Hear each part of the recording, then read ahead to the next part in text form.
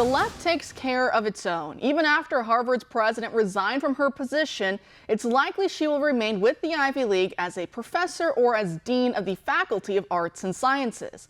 She might even be able to keep her nearly $900,000 salary while returning to her former positions at the school. And yet we're still supposed to believe that she is the oppressed one here.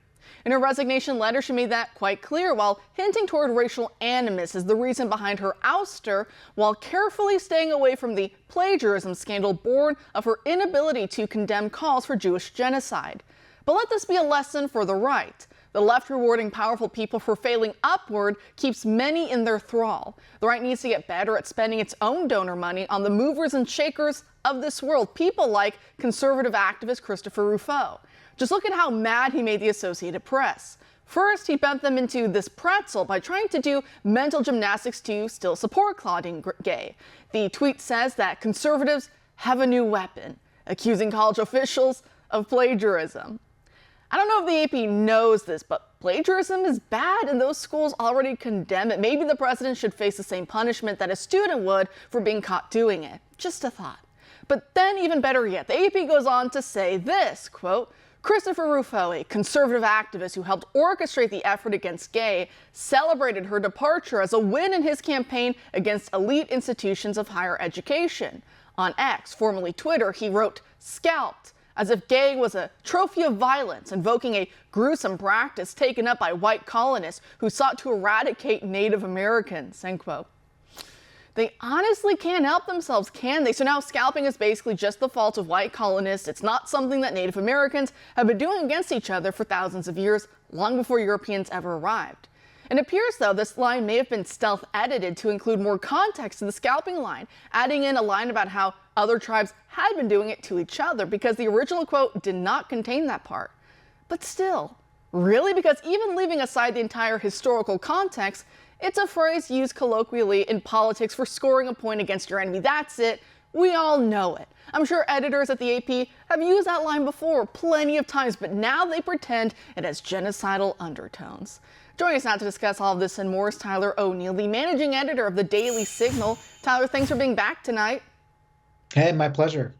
Great. So the AP really does not like Christopher Rufo. Is that because he's effective? He knows how to beat them at their own game, and that's what they don't like?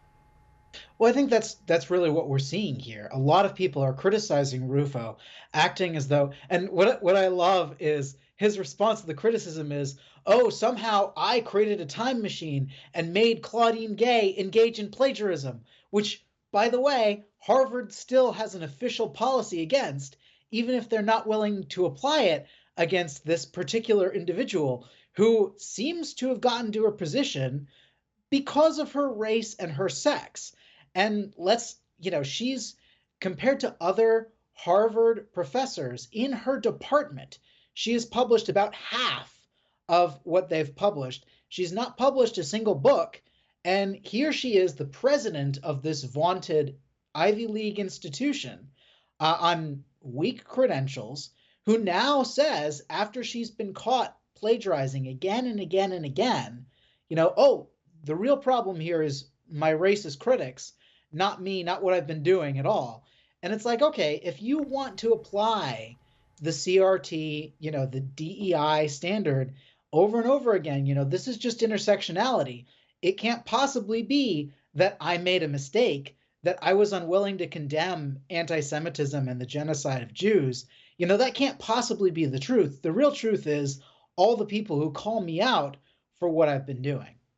And I think that's so important to point out as to one of the many reasons as to why wokeness has really taken over everything. And like you said, it's because you as the individual, it's never ever your fault, right? Especially if you're Claudine Gay, you have all these intersectionality points, so it could never ever be your fault. Anything bad that anyone points out about you and your character, maybe any shortcomings that you have, any pitfalls that you have, no, like you said, it's always someone else. And you can point that finger right over there and say systemic oppression, racism, whatever. But whenever you point the finger, you have to remember there's 3 fingers pointing right back at you.